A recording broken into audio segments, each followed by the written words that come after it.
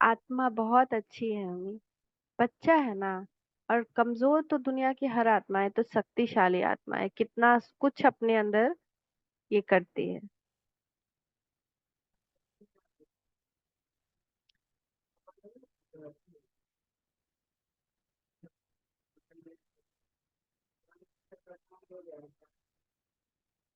Last stage का पुरुषार्थ, न्यारी ड्रिल सिखाने वाले, सुख शांति के दाता, सर्व की मन की इच्छा पूर्ण करने वाले दिव्य ज्योतिर्बिंदु स्वरूप शिव बाबा बोले।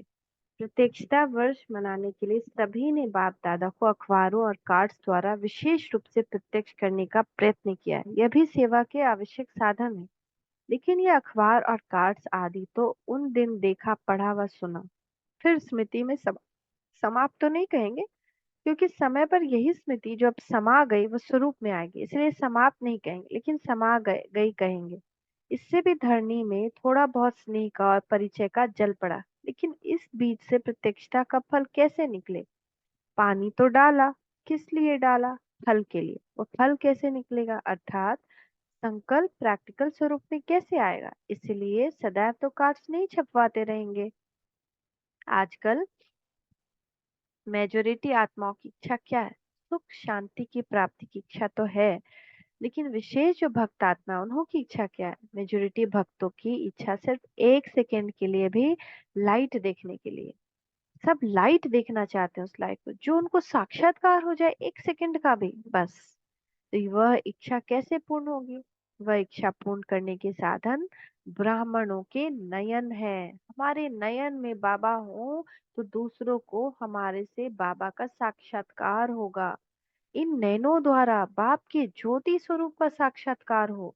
यह नयन नयन नहीं दिखाई दे, अपितु लाइट का गोला। वो कब होगा? जब मन मना भवा होगा, जब हमारी बुद्धि परम धाम में लटकी रहेगी ना। अभी बुद्धि कहाँ जाती है? थोड़ा यहाँ न्यूज में, थोड़ा वहां न्यूज में, थोड़ा उस चिंता में, थोड़ा इस चिंता में, थोड़ा घर का विजन आ जाता है, थोड़ा दुकान का विजन आ जाता है, थोड़ा दूसरे का विजन आ जाता है। तब नहीं होगा ना। ये कितनी बड़ी हमको हमारा किस्मत मिला है कि हमारे नयन से भगवान का साक्षात्कार हो। ये कितनी बड़ी प्रारब्ध है। लेकिन इसके लिए मन बुद्धि, मन मना भव, माँ मेकम शरणम ब्रज हो, पूरा सब कुछ भूलकर कर्म कर रहे हैं। लेकिन बुद्धि कहाँ टिकी हो? एक शिव साजन पर, एक शिव साजन में ही दिल मगन हो, तब उसका साक्षात्कार हमारे नैनों द्वारा सबको होगा। जैसे वो हमको देखेंगे तो उनको लाइट दिखाई देगी, और ये लाइट फिर सब कुछ बदल देगी। तो भक्त क्या चाहते हैं? ज्योति स्वरूप का साक्षात्कार करना चाहते हैं। ये नयन नयन नहीं दिखाई दे, अभी तो लाइट का गोला दिखाई देंगे। जैसे आकाश में चमकते हुए सितारे दिखाई देते हैं, वैसे आंखों के तारे सितारे समान चमकते हुए दिखाई दे। इसलिए बाबा क्या बोलते हैं? देखते हुए भी ना देखो, सुनते हुए भी ना सुनो। ना, जब हम कोई चीज दृश्य देख रहे तो वो हमारे आंखों में ना समा जाए।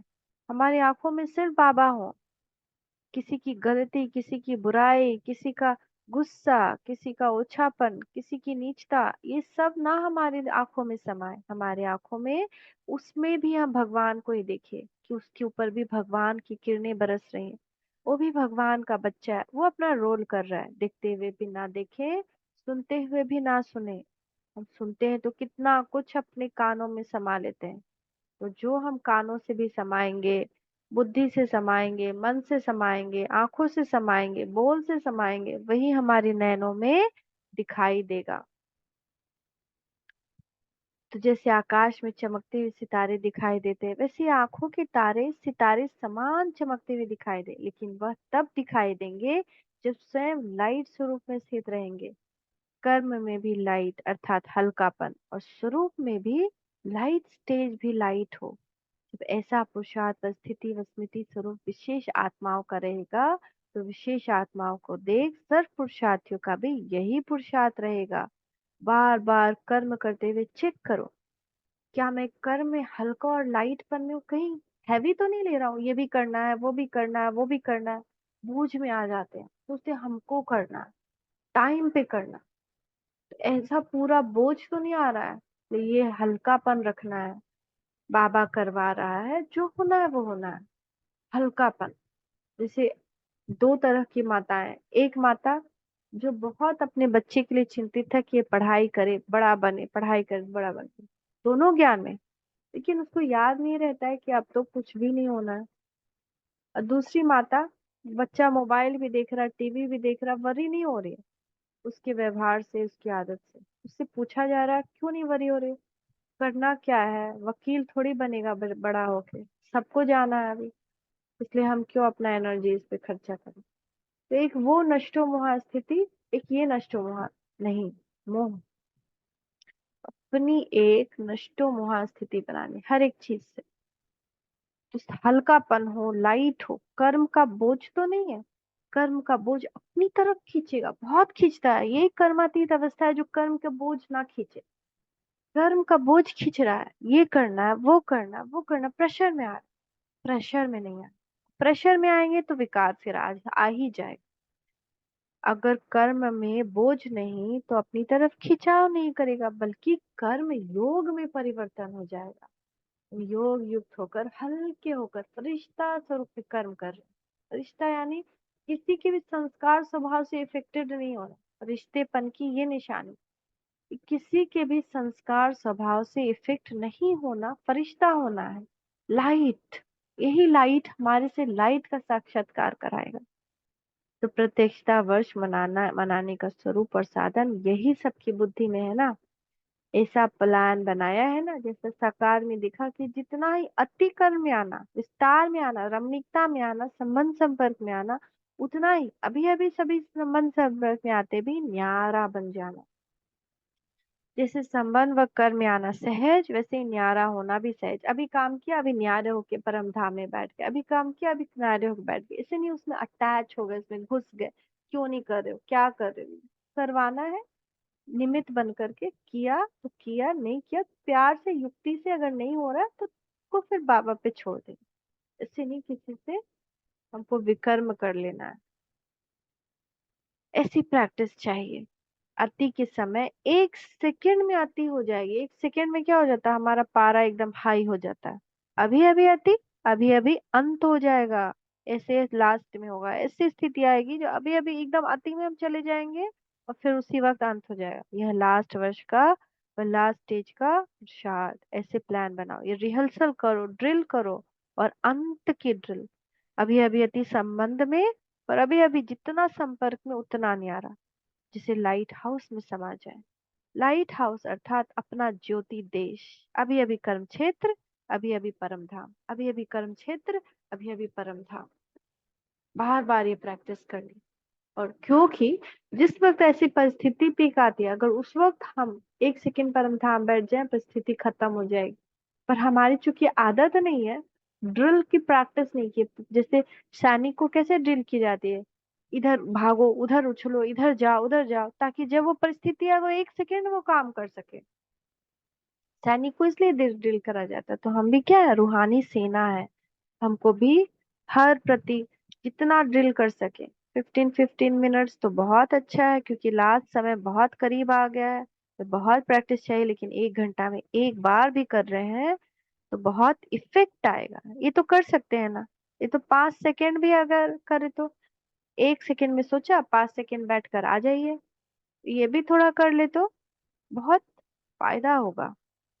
माताओं से मधुर मुलाकात करते समय उच्चारे हुए अव्यक्त बाप दादा के मधुर महावाक्य, दुख अथवा गाली में भी कल्याण। बाप दादा का माताओं से आदि से विशेष स्नेह है। यज्ञ की स्थापना में भी विशेष किसका पाठ रहा, निमित्त कौन बने, और अंत में भी प्रत्यक्षता और विजय का नारा लगाने में निमित्त कौन बनेंगे, माताएं। माताएं ही बाबा को प्रत्यक्ष करेंगी, निमित्त बनेंगी, क्योंकि वो कष्ट में चारों तरफ से घिरे हुए रह करके तपस्या कर रही हैं। उनके जैसा बड़ा तपस्या किसी का नहीं। किसी को अलग से बैठ गया तो तपस्या कर रहा है, उसको तो सब कुछ मिल रहा है, लेकिन यहाँ पे बगुलों के बीच रह करके होली हंस बनना, ये तपस्या है।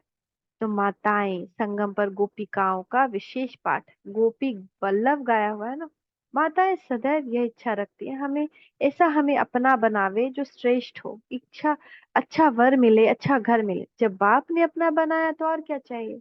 अच्छा घर मिल गया, अच्छा वर मिल गया, शिव साजन मिल गया, सदा सुहागन बन गए। वो है मीनिंग उसका, जिसके याद में सावन का सोमवार मनाया जाता है।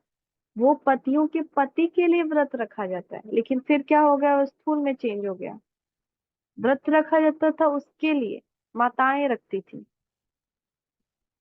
तो कोई भी इस कल्याणकारी युग में परिस्थिति आती है तो उस परिस्थिति को ना देख, वर्तमान को ना देख, वर्तमान में भविष्य को देखो। मानो कोई दुख देता है, वह गाली देता है, तो उसमें भी यह देखो कि ये मेरा कल्याण है। कल्याण यह है कि वह दुख अथवा गाली ही सुखदाता की याद के नजदीक लाएगी।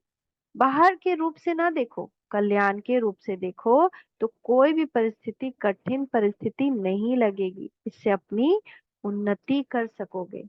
ना कोई गाली देता है, दुख देता है, समझो कि भगवान के करीब लाता है, और हम भगवान के को याद करने लग जाते हैं ना। कोई दुख आता है तो उसको उस स्वरूप में देखना है और उसका शुक्रिया मनाना है कि शुक्रिया कि आपने मुझे दुख दिया, क्योंकि आपके दुख से मैं भगवान के और करीब आ गई। मीठे मीठे बाप दादा को हम बच्चों का याद प्यार, गुड मॉर्निंग, नमस्ते बाबा, नमस्ते, शुक्रिया बाबा, शुक्रिया, ओम शांति।